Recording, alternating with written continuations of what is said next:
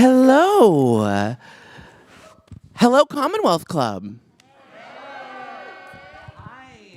And welcome, Alaska. Welcome to San Francisco. Give it up one more time for Alaska.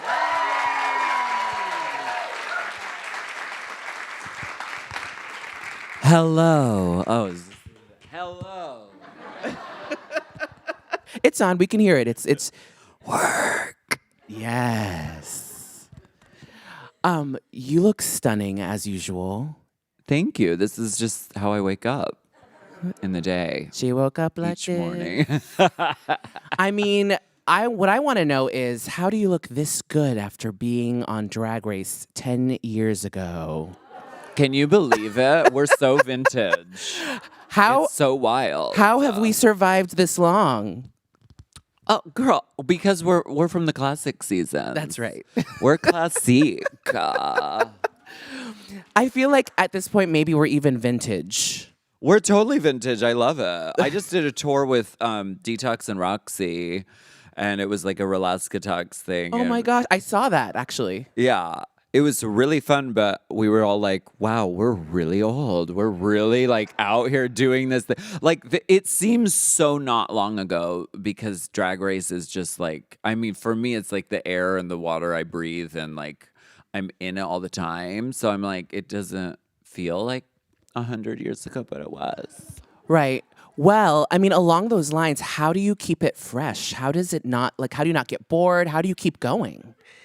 I mean, I very don't fresh. know. That's a good question. No, I don't know. I just like doing drag. Yeah. I like doing drag, and so I do drag that I like. There you go. Yeah. And still looking stunning, still selling out shows, still touring all the time. You just finished doing a show in LA, didn't you? Yeah, we just did Head Over Heels. It's a musical.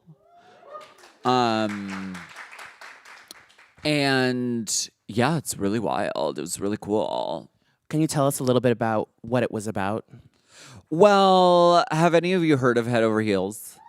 It was on Broadway, and it was the show that Peppermint was in. Yes. And the show is a really big deal because it was very queer centric and queer storylines and like gender and like dealing with all of these things that you don't normally see in Broadway. And that was like 2018. So like just in that time, so much has like evolved in terms of like conversations about gender and like queerness and all of this. So at the Pasadena Playhouse in LA, they were like, let's do it. And they like really like flipped it even more. So it was like, so I played the Queen of the Kingdom. Yes. Leah Delaria played the King. And I don't know, it was really fun. I love that. Well, congratulations on a successful run. Thank you. Oh my gosh, I can't wait to not shave. How many shows a week were you doing? This past week we did 8 shows in a week, which is preposterous. And it's like, okay, like when it's a drag show, it's like at least you can change your hair and be like, okay, I'm bored. I'm going to like change my eyelashes. This is like proper theater. It has to be the exact same clothes and words and everything. So like it's nice to like be blonde again. Really nice. Did they not let you be blonde in the show? I was an actor, so she had red hair. Okay. Yes. Yeah. Yes, ma'am. Mm-hmm. Well, we talked a little bit, or you just mentioned about how the show really talked about the evolution of gender and gender roles. And, Drag Race has a really interesting history with gender because for years they didn't allow trans contestants to be on the race, or at least openly trans contestants. In fact, our season had the first person who came out as trans while they were on the show, Monica Beverly Hills.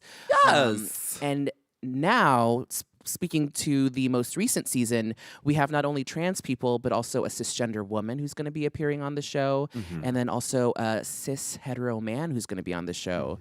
So, what are your thoughts on that? I mean, it was always like it took a second for Drag Race to catch up because Drag Race in a lot of ways was like educating the world about drag. So they were like, okay, we're going to take a few years to like, we're going to teach the world about drag a little bit. But for us, it was like, I've always been in the dressing room with trans women. For anyone who's done drag has. So it's like that. So it was like weird to me to be like, no, you're not allowed. That's too much. It was like, but that's what drag is. And if we're like teaching people about drag, that's the reality of what our community is. So it's good that they're like catching up. And it's, they're going to keep evolving and they're going to keep like changing, and that's good. And I feel so much for the straight guy who's the contestant on the new season. I'm just like, he better be the most sickening ass queen. Because Right. if he's not, it's like, Why? right. Yeah.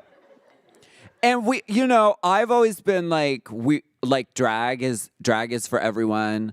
Everyone should do drag and try drag and be a part of it. Like, everyone is invited to the party. I guess where it gets like a little questionable is when it's like, oh, you could have given that spot to someone else. But I don't know. I'm going to wait and I'm going to see how it goes, and I hope she's sickly. Yes. Speaking of sickening, you've written a really sickening book for all of us to enjoy. My Name's Yours, What's Alaska? Congratulations. Thanks. I do love the title, but I'm also wondering if this is your way of telling us that you're finally dropping the last two parts of your name officially. No? Yes? Where? It says it right on there. It Oh, it says does. It's my. I know. No, this is an ongoing conversation. But I'm really flexible with my name. You can call me Alaska, like Cher. Just, you can call me one name.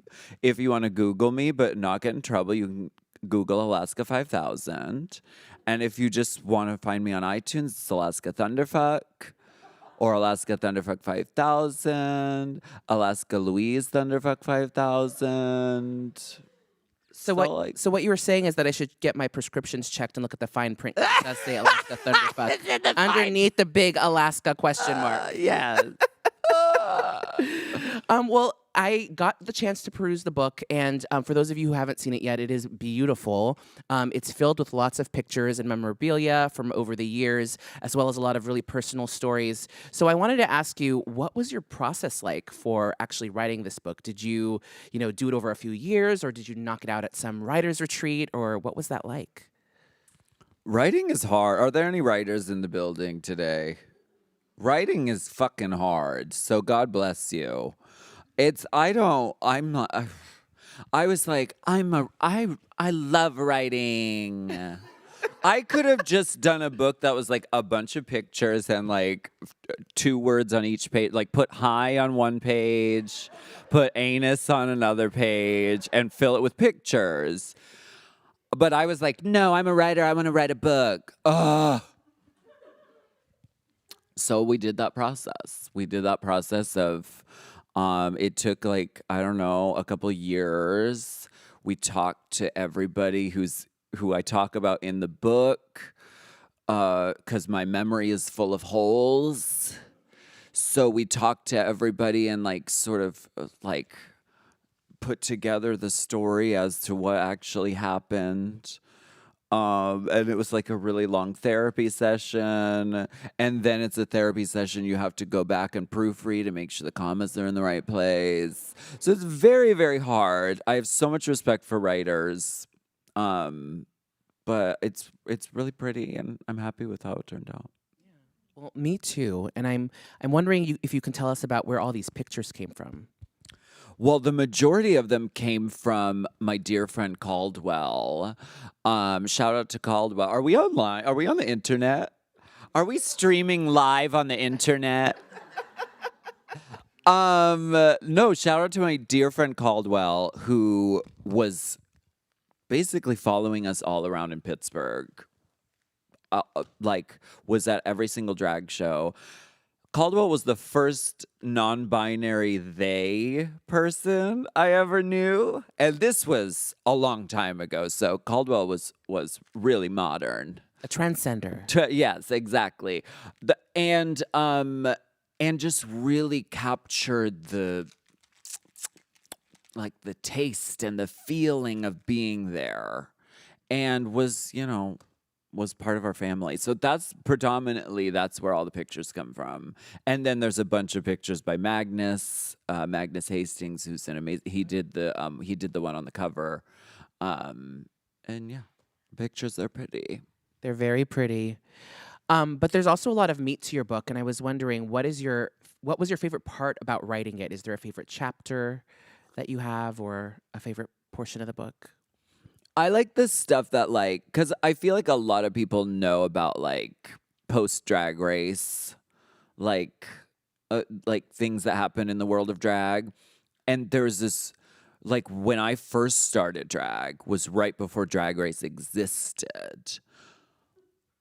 I can't imagine a world where Drag Race doesn't exist now. But that was when I was starting, and I was figuring out what the fuck I was doing, and that to me, that's really fun. Just a disastrous show. My best friend Jeremy is here over there. He's a major character in the book. But we did a show once, and it was called at an event called Shits and Giggles in Los Angeles. And we decided we wanted to do a Stevie Nicks number. And we wanted to sing it live, even though it wasn't set up for that. And everything that could have possibly gone wrong went wrong in this performance. I wanted to do a tearaway and reveal I Love Stevie written on my chest. 'Cause I was like, this is fierce. But my dress was made of saran wrap. Oh, I girl. couldn't rip the saran wrap open. And I sweat. Then once I finally did rip it and shimmy it down, it had smeared off my body. I transposed the track into the wrong key, so it sounded horrible. I didn't know what key to sing it in. It was horrible. But that's the night that a producer from this new show called Drag Race approached me after the show and was like, "You should be on this show, honey." And it was the worst fucking performance we ever did. Well, from there, it was just they were just going to be wowed. If they loved that, they were going to be really wowed by what came next. I think they wanted a gutter boots queen, Right, to kick off first season 1, and I'm so glad I didn't get cast. Oh, that was back on season 1. That was before Yes. Drag Race. Oh, Yes. wow. Okay, interesting. Because they were going around casting the show. They were going to Right. clubs. And I don't know what possessed this casting director to be like, we want that one.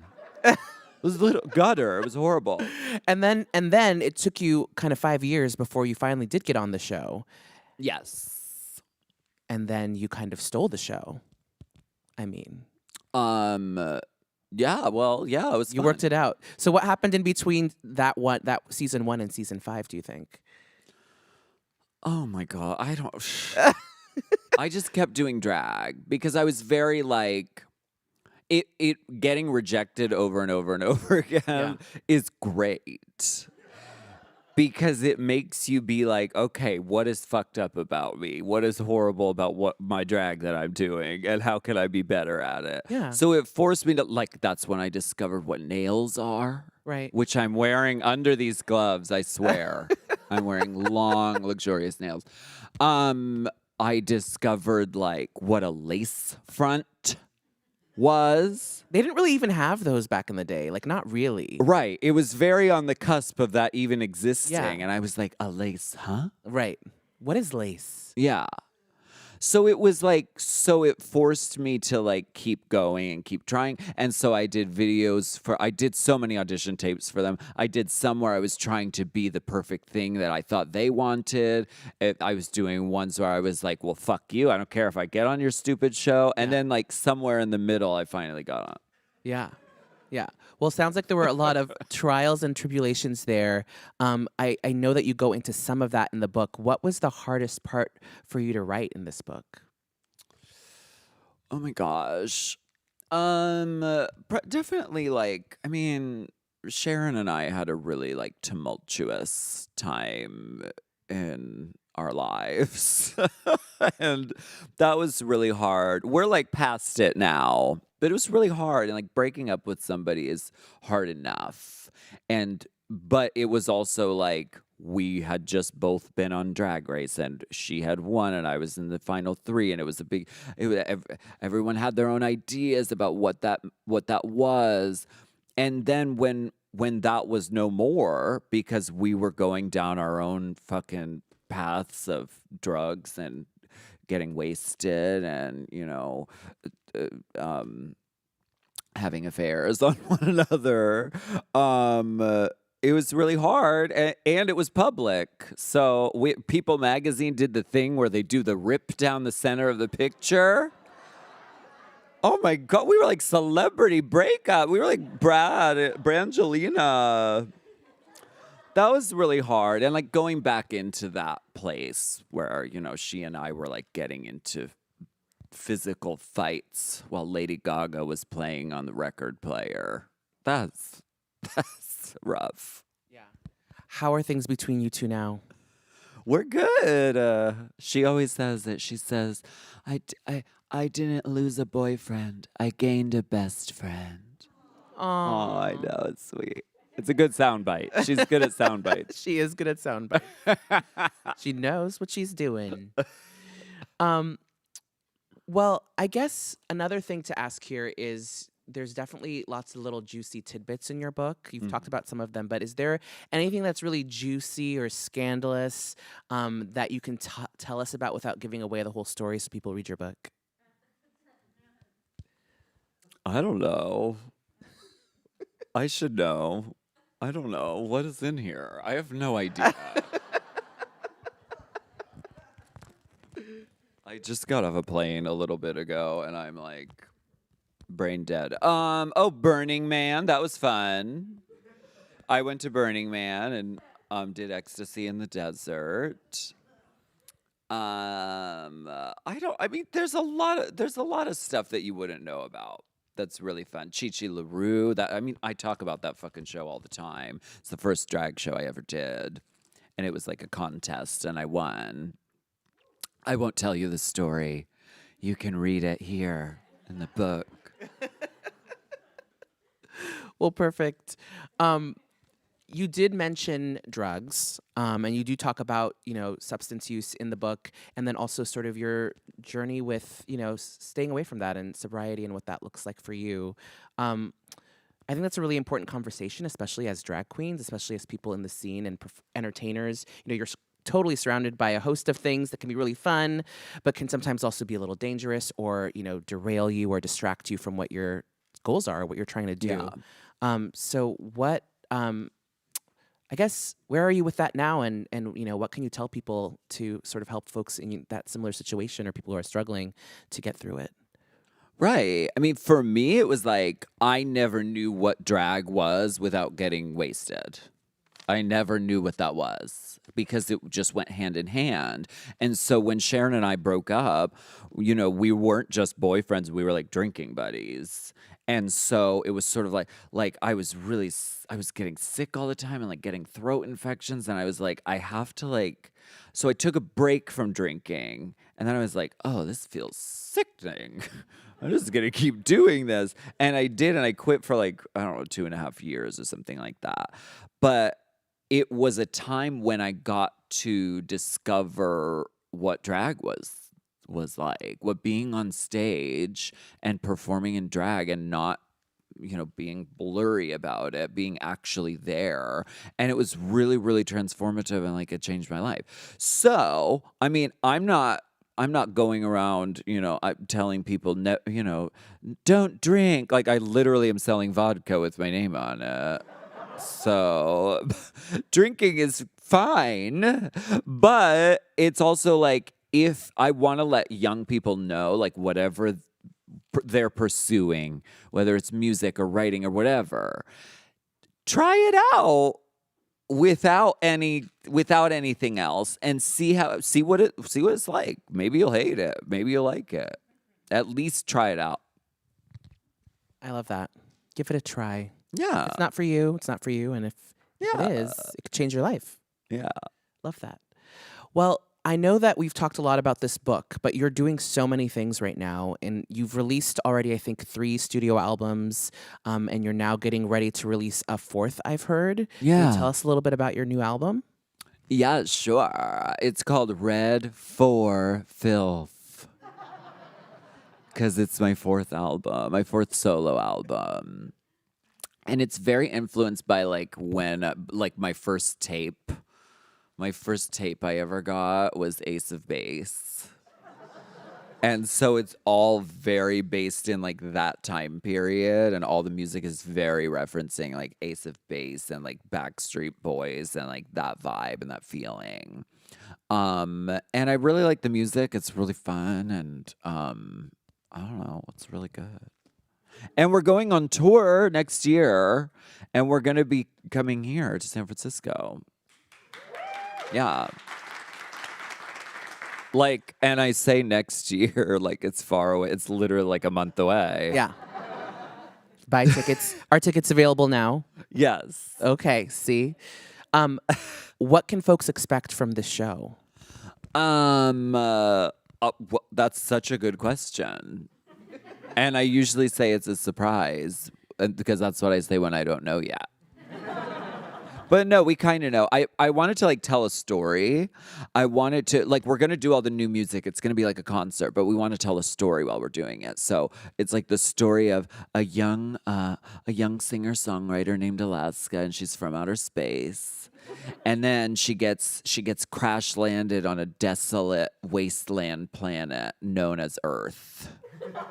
And then she has to like find her way back, and on the way she like discovers this music, and that's what I want to do. And we have dancers. That's all I know. Are you going to be doing a lot of dancing? A little. Little. The dancers will be doing a lot of dancing. I get to stand in the middle. How many costume changes are you envisioning? I don't know. A whole bunch. A whole bunch. All right. All right. Yeah. Fair enough. Fair enough. Do you have a favorite song from the album yet? To me? Yeah.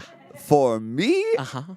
Personally, it's like the least popular one, which is Without Your Love. And it's very, thank you.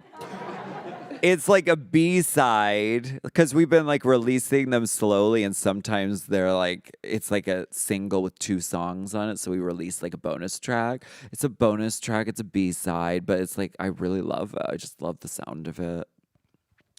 Well, I can't wait I haven't heard it yet, so I can't wait to check it out and buy it on iTunes, right? It's available on iTunes. Yes. On everything. Yeah. And then you've got your tour coming out in 2022, but I've heard that you're actually coming back to San Francisco before then. What are you doing your holiday show again? Yeah.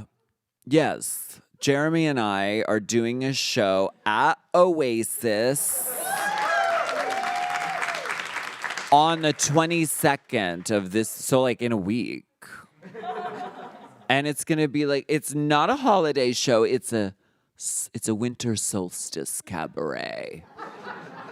So we just want to, it's been a really long time because we've been really busy with our own things. It's been a really long time since we've gotten to, plus there was a worldwide pandemic. I don't know if you heard about it. So it's been a long time since we've gotten to just like do a show where it's us and a piano, and we just sing our favorite songs. So that's what we're doing. I don't know, like next week, the 22nd. Well, I can't wait to come and see you on Yes. the 22nd. I have a question about the pandemic now that you've brought it up. Mm-hmm. During the pandemic, were you able to actually like buckle down and work on all the stuff that you're doing now? Like, I know it takes a lot of time to think about shows and your album and produce all that stuff. I mean, was that what you were doing during the pandemic, or what was it that you were up to? It was like book time during that, and it was like a lot of us were taking time to like, reflect on. I mean, for me it was like, I was like, what is drag? because we were told all of a sudden you're not allowed to go out and do this thing that you do all the time. So it really was like figuring out what the essence of this thing that I love so much. That like, what is it? So it was like figuring that out. And then also that was the time when I had to be working on this. So it was like, I don't know. It was very that. And, sitting in front of a webcam and doing drag. It was a lot of that. Do you enjoy there are things you must enjoy about doing web shows though, right? I mean, they're kind of amazing. Hell yeah. Like you can be like out of drag from the waist down. Yes. Like it's so nice. You don't have to be wearing shoes. You can get up. No, yeah. Yeah. I kind of like never want that to go away. No, literally RuPaul in the, when the video message comes up in the workroom. Woo! Ooh, girl. That video. That's my favorite type of drag because it's just from here up, straight on. You're in charge of the lighting. You can grab a prop from over here if you need it, and everyone's shocked because the frame is only this big. I love it. Or the judges panel on Drag Race, right? Very that. Give me some sweatpants and some slime underneath. That's right. The table. So I know we've talked about your book, your music, the shows that you're doing. I'm wondering if we can maybe even take it back all the way to season 5. Okay. All the way back. All the way there. back, girl. Back to those days. We're going to have to sweep out those cobwebs and try and remember. What for you was your favorite part of that season? Like, what was the favorite part in the show that aired that you just are like, that was really cool that happened? Oh my God. I know. It's really hard to think that far back. I know it's so like kumbaya, but like honestly, like getting to know the girls there and just like being there was like, because I was convinced I was gonna go home every single episode because I was like, I'm not gonna win. Sharon just won. Like that does not compute. I am not here to win. So I was just thrilled to be there any second I was there. So just like being in that weird pink room, I don't know. I don't know that I will ever go back in there, And why would you? I mean, like, also, I would. you would. Oh, yeah. Oh, okay. All right. So you're like ready to go back. I'm waiting again. for RuPaul to call me. Yes.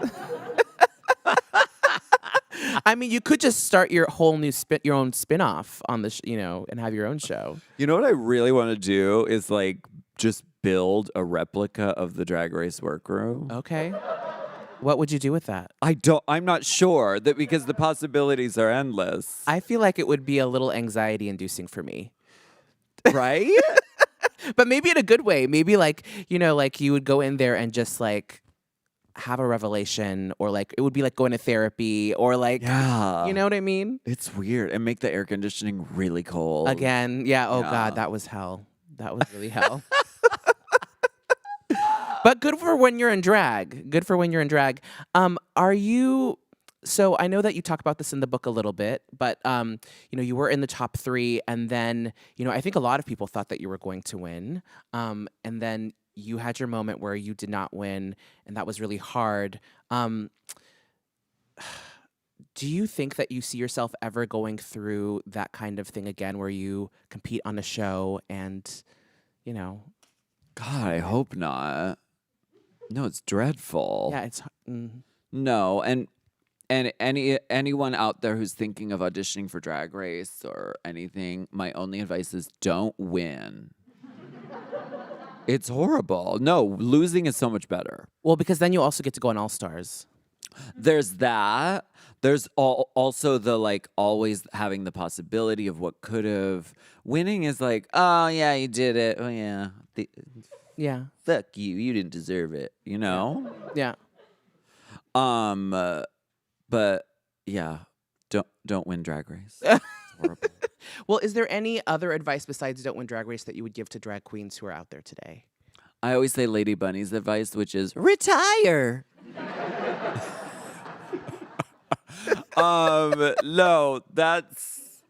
No, I guess be nice. I attempt to do this myself most of the time. Sometimes I don't. But no, be nice to people because it's like I think there's like an idea that like to be a drag queen you kind of have to be like rude and like mean and like that's not I don't that's not like real. Like be like I don't know, try and be on time, I guess. I try. I don't know. Try. The key word there was try. Yeah. Make the attempt. Well, it is really good to have you back here in San Francisco, especially. Oh, by the way, thank you again for submitting a video for the Stud's funeral. That was really sweet of you to Oh, do. yeah. Just so folks know, we are still trying to find a space, so we may be bringing it back. So keep your fingers and toes crossed. I see some Amazing. Stud t-shirts out there. But I know that you also have a connection to San Francisco drag and the Stud, so I wondered if you wanted to talk a little bit about that. It was my 22nd birthday. I came to San Francisco on a whim. We stayed with my college roommate's like cousin. And it was like a Tuesday night. We were like, what do we do? And they were like, you have to go to the Stud. You have to. You have to. So we went, and I was just like, it was Duran Duran night. And I looked at that show, and it was like wet and people spraying shit and like crazy water balloon. Like it was just so wild and so unhinged and like visceral. And I was like, I watched it, and I was like, I'm gonna go back to Pittsburgh where I was going to school, and I'm going to do this. I'm going to do what they're doing on this stage, and I'm gonna do it. And that was like the inspiring moment, like San Francisco, the Stud. Like that was the inspiring moment that said, I can do drag. Like I can do that. I can be that.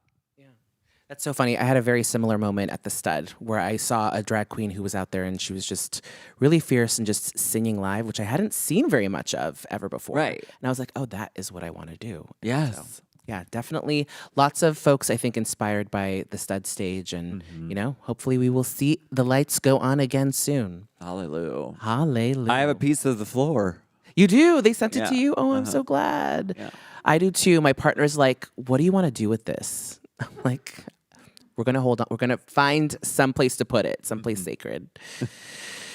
I actually just moved into a new place, and it is literally across the street from the Stud. So I see it every day. It was hard at first, but now I just think about like all the great memories that we had there and the fact that we may be bringing it back. So that's exciting. What is it now? It's nothing. It's a gray box with nothing in it. Okay. Yeah. Capitalism. That's how it works. I know. At least I would hope that they would do something with it, but they haven't. But then it's also one of those things like once they do something with it, I can imagine what they're going to have to face because people were actually tagging it like literally every other day, covering it in graffiti, like with the best things. And like we as the Studs owners were just like people, the owners were contacting us like, what the hell? Like, why are people doing this? We're like, we haven't told people to do anything. This is the community doing it all on their own. And it was like, people were really upset that space was taken away from them. So it was really interesting for a while just to see like every day there was, somebody put something new up there. That's amazing. Yeah. Well, I know that we have a bunch of audience questions. Work. So we're going to start going through those. This is our first one, and it's, what's the biggest lesson you learned from RuPaul? That nothing you say matters if the cameras aren't rolling. I'm just kidding. I mean, that's true. This is the thing about RuPaul, and I love fucking RuPaul. Okay, I love RuPaul so much, but it's the thing of like there's such a thirst for like oh, is she really a monster? Is she really like awful and horrible and mean and like crazy? And like, is she running oil drills in her backyard and like all of these things? And I'm like, essentially, who this person is a really present, hilarious, like like um uh, evolved but also fucking so disciplined ass person who, if they were not at the helm of this show, it wouldn't the world would look a lot different.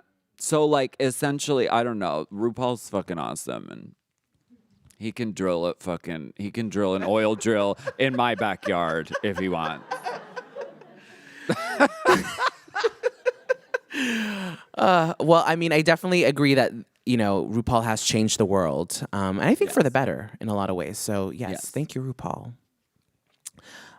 This question, there's a whole statement here. So it says, "Hi, my question is about building space and community, Alaska. How do you build community and make genuine connections while on the road?" Oh, and then there's one for me. So you can answer that one first. Well, it's hard on the road. Whose question was it? I want to look at it. No one's admitting to it. Okay. Wait. Oh, hi. Hi. It's really hard on the road because you're on the road and you're like there for 10 minutes and then you do the show and then you pass out and then you sleep for 2 hours and go to the airport.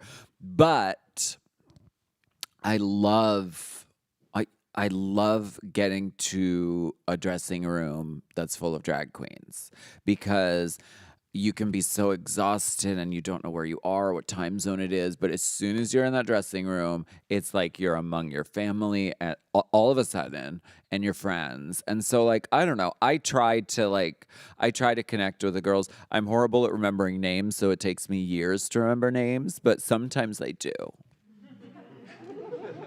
But I love drag queens. I'm the same way. It takes me at least twice of meeting someone before I remember their name. I'll remember their face for sure, but the name, it's hard when you're meeting a lot of people. I blame iPhones. We used to have storage in our brain to remember our friends' phone numbers. Right. Do you remember? Yes, and now we don't have that practice anymore. 8387824. That was my home phone number growing up.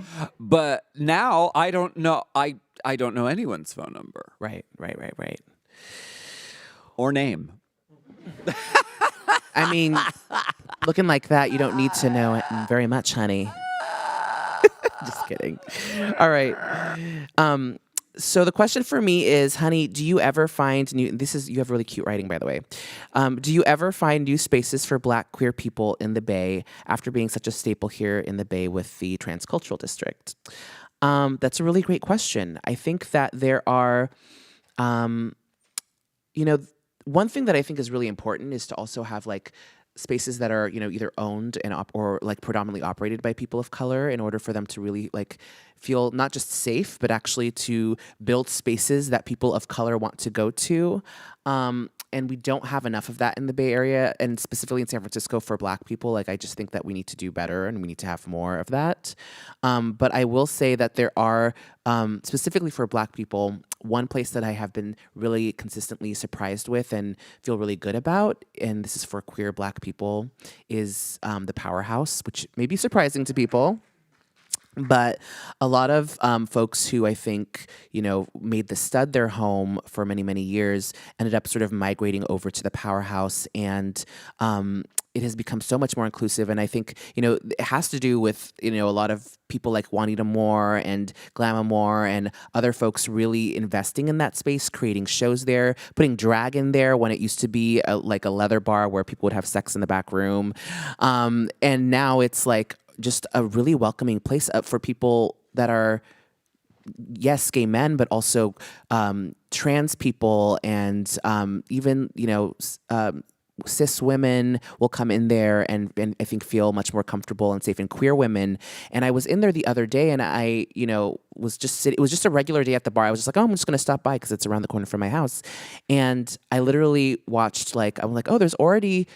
I got to the bar and there was already three other black people in the bar, and I sat down and I was like, oh, there's another black there are 6 black people in here now. And then it was like, wait, there's 8, 9 black people in the powerhouse right now, and like 2 white people in here. So like it just became like I just started noticing how many black queer people and trans people were coming to the powerhouse. And so I think that is like now that for me the cool space to like go and connect with people. And I've always been much more of a Soma girl anyway than the Castro. No offense to the Castro is great and wonderful, but Soma just feels a little more like home to me. And I just I'm really glad that I have that space at the powerhouse.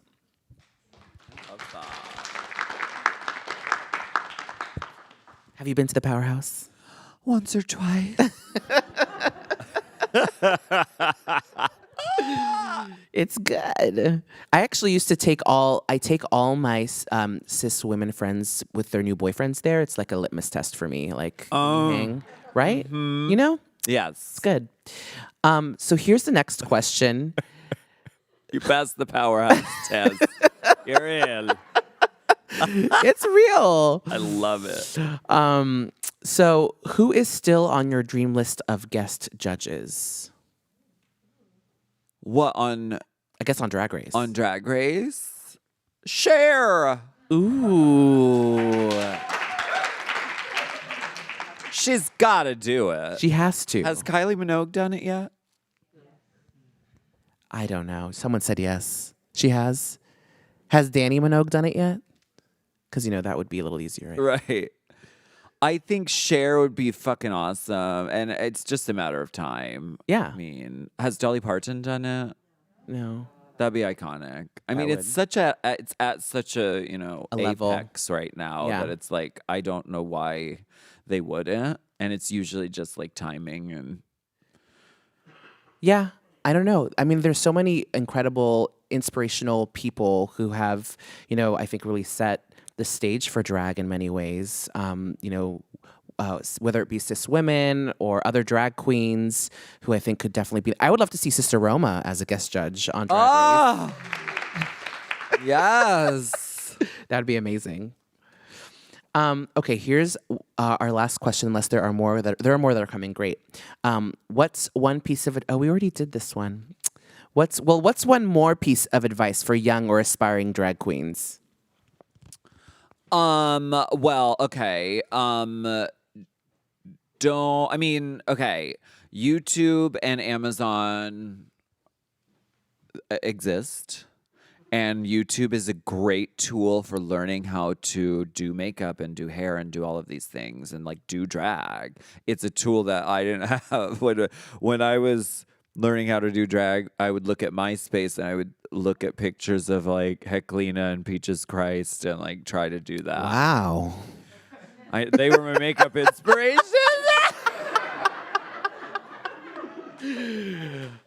I mean, back in the day, though, like, Peaches, I mean, they look gorgeous. Yeah. But back in the day, we all looked a little rough. So I'm just saying. That was what I wanted to, like, I wanted that crazy, stacked San Francisco makeup. But now there's these tools, which are great tools, YouTube, eBay, Amazon, whatever.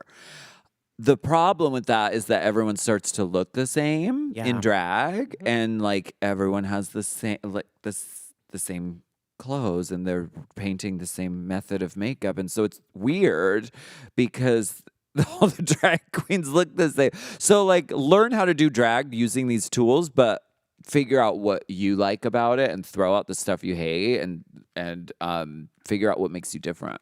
Yeah, I love that, and I think.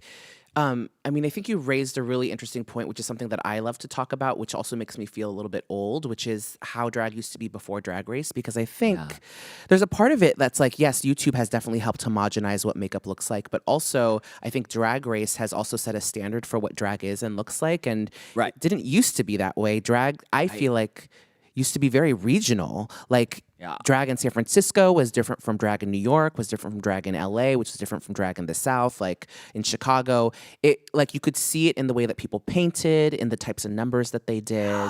Like it was like a dialect. Yes. And what I would love to see is for some of that to come back and maybe like, be able to be like, oh, there's a San Francisco queen right there, Right. How to make drag sort of like very regional and specific and, really celebrating that difference. Yeah. Cause now drag is a viable career path. Which it was not because Drag Race didn't exist. And now it's like young people are like, well, I'm not gonna go to college, I'm gonna go on Drag Race. Which is like great. I mean, that's great, but it's also like before that existed. So now people like can look at Drag Race and say, okay, well, if I want to do Drag Race, I need to look like this and I have to have these things and I have, Whereas before that, it was like, well, what do I like about drag? What makes me feel like fucking Right. her, Yeah. The game's changing. Yeah. Well, here's another one. Please tell us your favorite song and why. P.S. Love you. Very cute. My favorite song, like ever?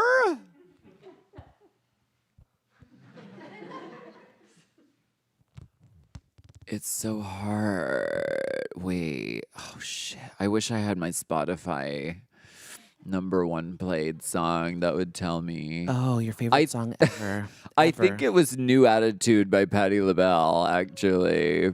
I love that.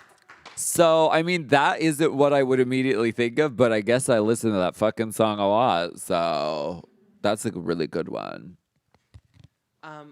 Jeremy, what's my favorite song of all time? Oh, shit. Do I have one? Sure. I'm a kindergarten teacher, so I'm gonna do this. 3, 2, Is this the method? 1. Well, it's Whitney Houston. Oh, yes. Nothing. Yeah. That's a good one. I will always love you. Right. Aw. Yeah. Those are both really fantastic. I have nothing. Option. Thank you. The Bodyguard soundtrack is really where it's at. Yeah. Iconic. Iconic. Stunning. Um, Stanosha. Well, this question is slightly different but somewhat similar, and it's which artist makes perfect music for performing any new discoveries this year?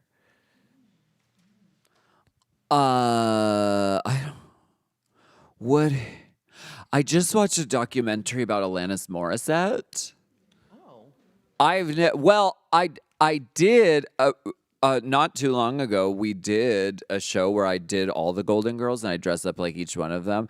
And and as Dorothy Zbornak, I sang "You Ought to Know" by Alanis Morissette, but as Dorothy Zbornak, and she's really mad at Stan. It's about him. So. Alanis, we're talking about the Bodyguard soundtrack. That's the #1 female album of all time. #2 is Jagged Little Pill by Alanis Morissette. So I don't know, maybe I could see kids doing some Alanis out there. Yes, I love that. Music's really good. I love both of those. When you started performing, did you imagine drag becoming as mainstream as it is now, and are you surprised? Yes, I'm surprised. And no, I did not. No, never. I was just doing it because my soul needed it. Yeah. And I didn't know what I was doing with my life. I was like, I can't be an actor because I don't want to because I can't go to auditions and do all that. I can't do that. That's why I moved to LA, was to do that. And then I got there and it didn't happen. And then I was working a job and I didn't like it. And I was like, what actually the fuck am I doing with my life, my existence? And it was drag that I was like, I'm gonna do drag because it makes me feel happy and like I'm not fucking a piece of shit. And it ended up becoming like a way that I met people and made connections and found this community. And so Yeah. No, but it's surprising to me in every way, and I'm very grateful for it in every way. I love that. I'm going to take it back to your book just because you made me think of it.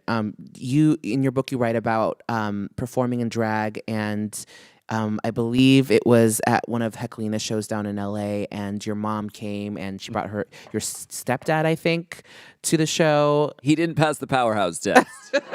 Let's just put it that way. They're not together anymore. Okay. He didn't pass the powerhouse test. See, it's a very good and accurate test. It is. So, I mean, and obviously your mom has, also like in the book you talk about how she supported you and she was there and she appreciated it even though she didn't quite understand it or you didn't think that she Yeah. understood it. But does she get what you're doing now? Like what does she think about all of this? Oh, she loves it. She's the first comment and first like on any Instagram post I do.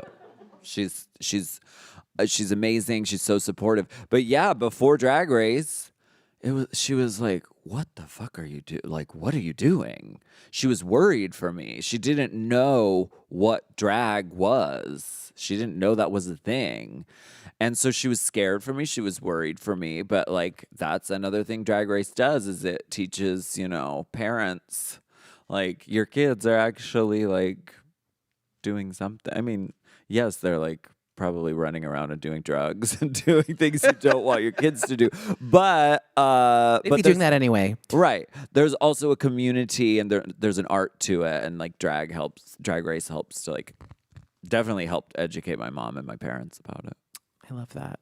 One other thing that you mentioned, which I'm not sure if it's in your book because I may have skipped over that part, but you used to work in a very famous porn store while you were in LA, Yeah, Circus of Books. and you were in a documentary about it. yes. I love that.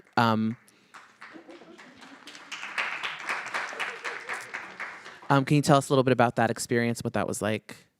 Well, Freddie, who is in Head Over Heels, who's from San Yeah, Francisco, love Freddie. just sent me a picture today of this book in the same location of Circus of Books, which is now at Shishi LaRue store. How full circle is that? Because that was one of my first jobs when I moved to West Hollywood. Shishi LaRue was the first drag show I ever did. My book is now in her store. Wow. The Matrix is broken. What is happening? That's weird. So yeah, no, I did work at Circus of Books. It was a porn store. It was not as exciting as it sounds. All right. Well, fair enough. It was like a mundane, horrible job. But at least Everything was covered in lube. it's not that different from now to get in the latex. It's just like you wear latex a lot, don't you? Right, every now and then. Yeah, you know. So I don't know what made me think of that. I feel like it's just such a good story. But then maybe kind of not. I don't know. No, Circus of Books. It's an iconic landmark. It is, right? Yeah. Oh, porn. Speaking of, this question is funny. Is there a story or experience that didn't make it into the book that you wish did? My friend Lola didn't make it into the book. My best friend Lola. Okay. I did it. Her name is not in the book because I'm a terrible friend. And somehow I talked about like the pageant that we like built together, and I say we, but somehow in the para like the tightening of the text or whatever, somehow her name has been excised from the book. So I had to like apologize. I'm gonna send her flowers because I didn't even know. I was like, of course Lola's in the book. She's one of my dearest friends. You're gonna have to send her flowers on the anniversary of its publishing every year until you die. I am That's gonna have to happen. horrible. Well, sorry, Lola, Sorry, Lola. but it's a good book. Okay, the last question we have is, what are you most proud of in your life?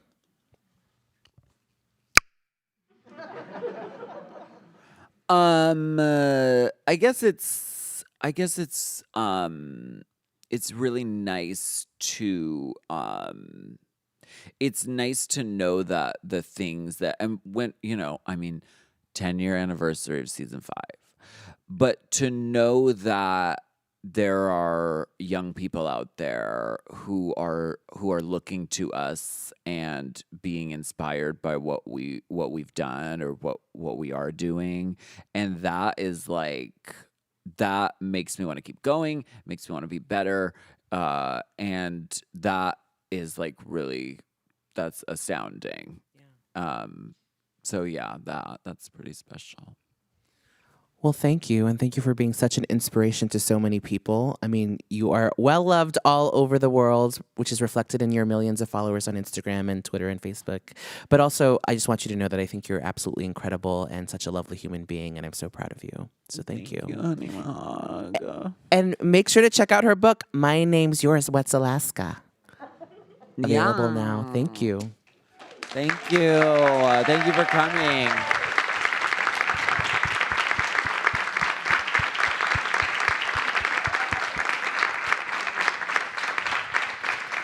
What do we do now? I don't know. I think are you doing a book signing? Yeah. All right. Well, we're going to take 5 and then we're going to come out and Alaska's going to come and do a book signing. Is there like music they can play or something? They got it. Thanks, everyone. Thank you so much. I'm